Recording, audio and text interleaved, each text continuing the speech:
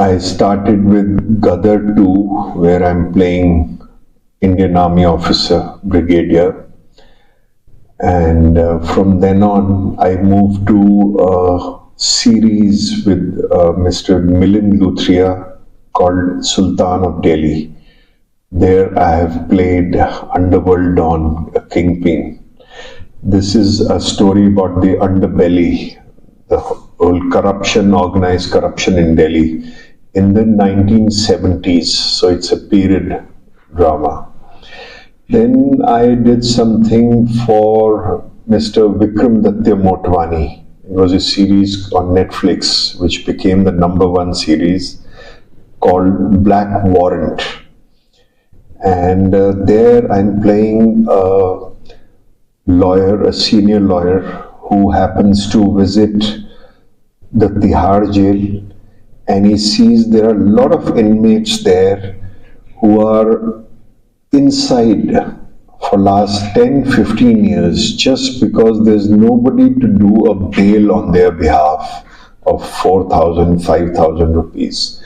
So this guy's a big lawyer, but he's moved by this and he starts a legal cell within the Tihar jail.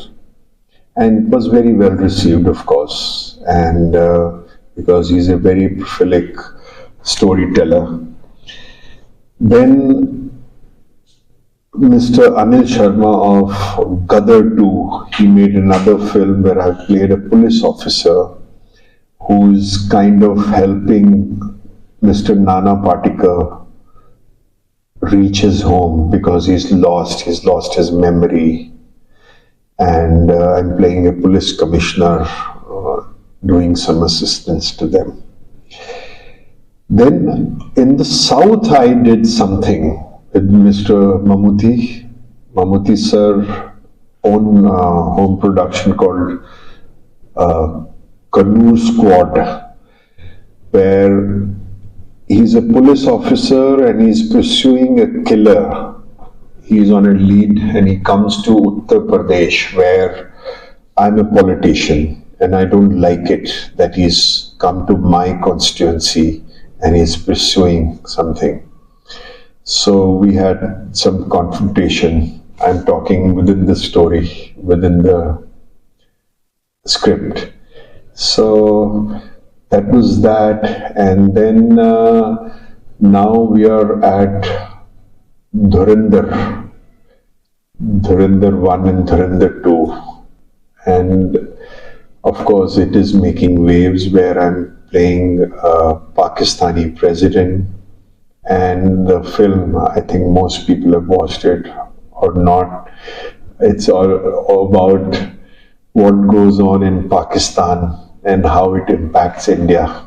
So it's crazy the way it has been received because it has been so well made and so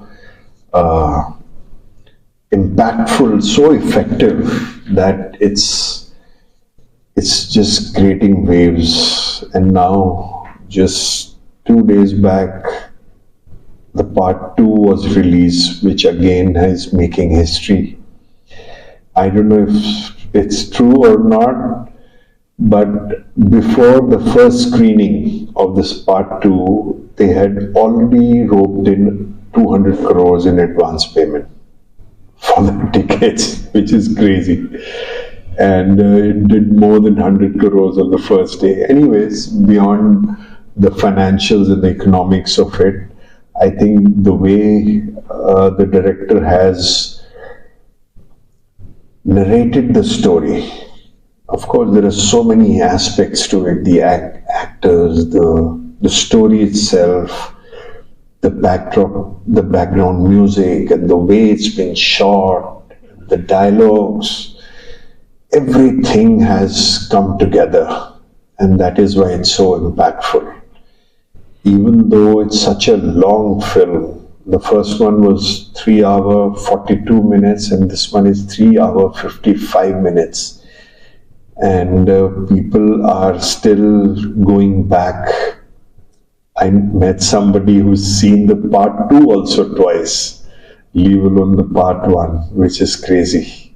So The going is good, and I am now lined up to shoot for a Hyderabad-based film, Telugu film by Mr. Madhav, where I'm playing a professor. And I'm not supposed to delve more than that or to reveal more than that, so I'll shut up on that.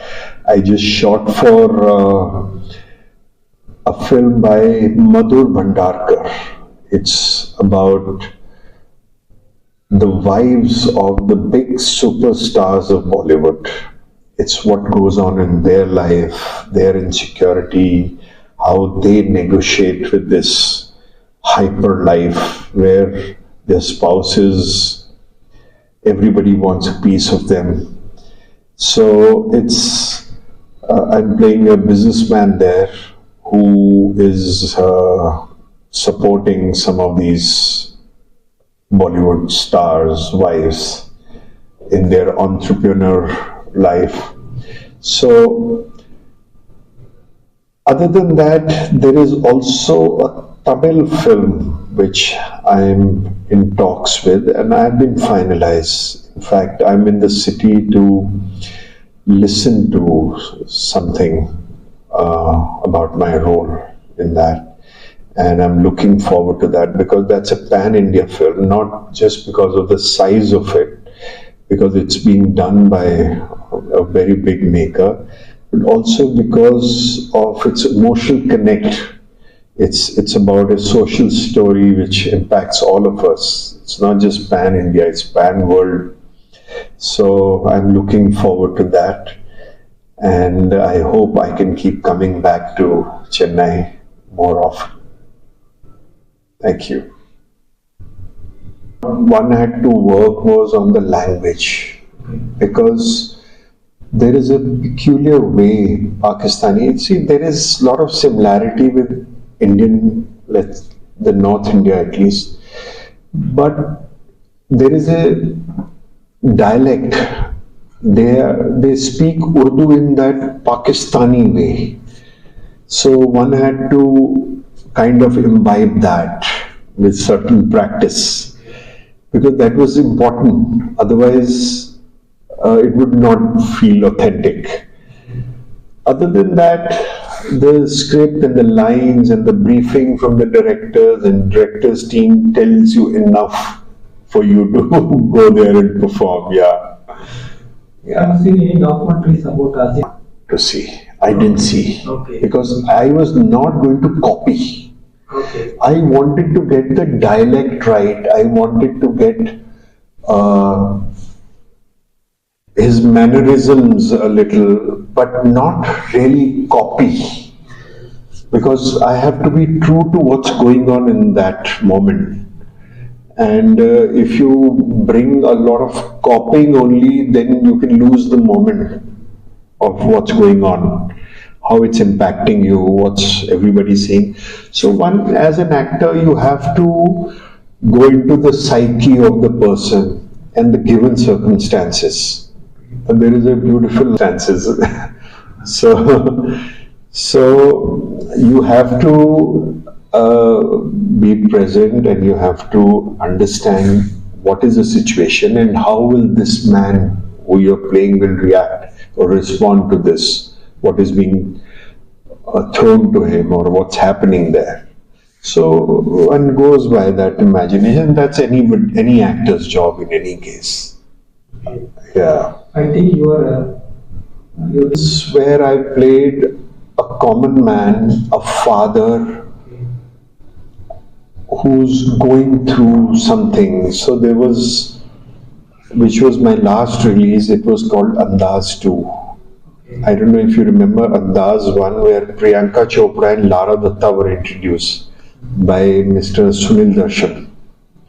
So Mr. Sunil Darshan now produced the second one, where I'm playing a father, and he's a sick man. He's a common man, middle class, going through the financial problems, and the son also is acting strangely and badly and all that. So he's a worried man. He's also going through some liver problems.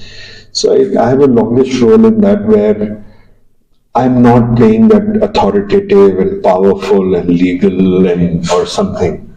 There was another one I did with Mr. Mahesh Bhatt where I have a 16-year-old son who is going through some psychological problem because his mother had died when he was very young. Okay. So he is unsure and withdrawn and doesn't express, but he comes across this app on the phone which can help him come out of the psychological issues that he's going through. So he starts following and doing what the app tells. Okay. So the app is telling him to do some crazy stuff, like cut himself with the blade, or scream in the middle of a bazaar, or go out in the night at 2 a.m. and return at 4 a.m. and go up to the cliff in the night with just a torchlight. So he's doing those crazy things because he's also tired and he wants to break free. He wants to come out of, and he just feels good doing these, but they are too dramatic and dangerous. And as a father, I get a whiff of it. What's happening? So I started following him, and one night he leaves.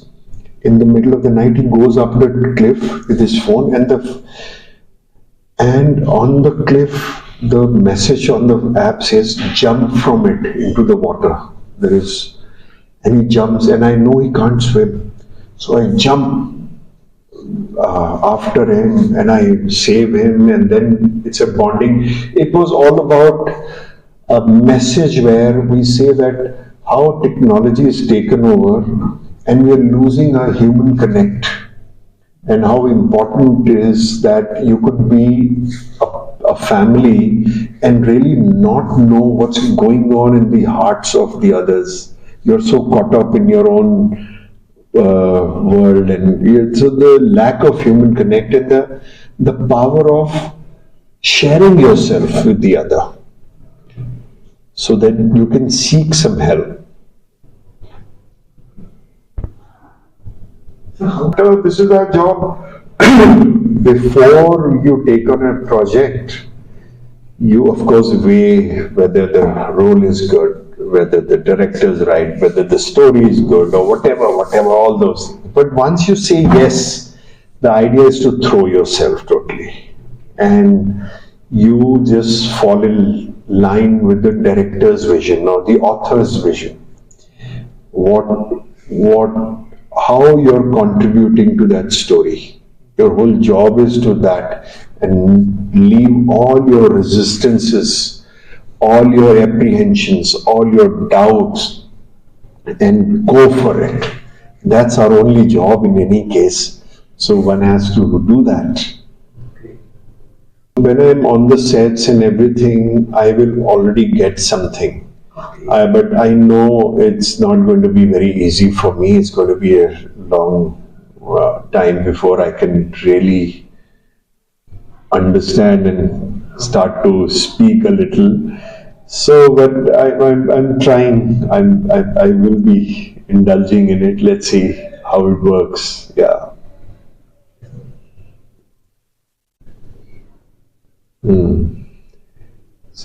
So you were asking something? No, sir, you said some Tamil big maker. Yeah, the talks are on. Basically, I'm trying to understand the role. It will take them about 2.5 months to go on the floors. Okay. Before that, things are getting finalized. All that is going on, and I'm excited about that because it's also slated to be pan-India film. Okay. Yeah. Sir, you are now in Chennai. So one is getting reports. I've met people who are telling me how it's going on there, and there is shortage of tickets and tickets being expensive, and still it's like house full. So I'm getting reports on that. Whether or not I will be watching with the local audience, I don't know. Depending. If I get a chance, I'd love to do that and see the reaction, how it's being received. But I'm getting all the reports here. Yeah, people, such a long film and they are still there, fully engaged. Thank you. Yes, I will do. Yes, thank you. Okay, sir. So maybe this time it can really help. Yeah. It just lifts up the whole room. It's very good. And it's a good idea. For the star Also.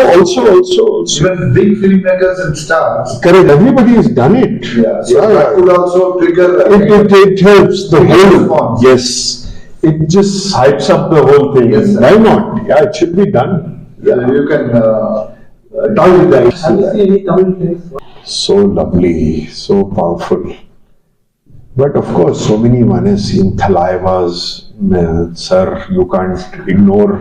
Wherever you are, you will get to see that. And then Kamal Hassan, sir, of course, you've seen so many makers and filmmakers one has seen. No question. Yeah. How do you like to work? I like the dream project like that. dream character. Earlier on, I used to think I want to do only classy cinema. Sometimes I used to think massy cinema, all this. But now I'm more about the story and my role. I'm more onto that. And also I understand that this distinction between classy and massy, if a story is told truthfully and there is honesty in that, there is no forcing, then it works and it's fine. It doesn't matter. It's the same thing but a different spectrum of the same thing. So I'm looking at, as a dream project, I look for something which is a sweet spot between classy cinema and a massy cinema. You know what I mean?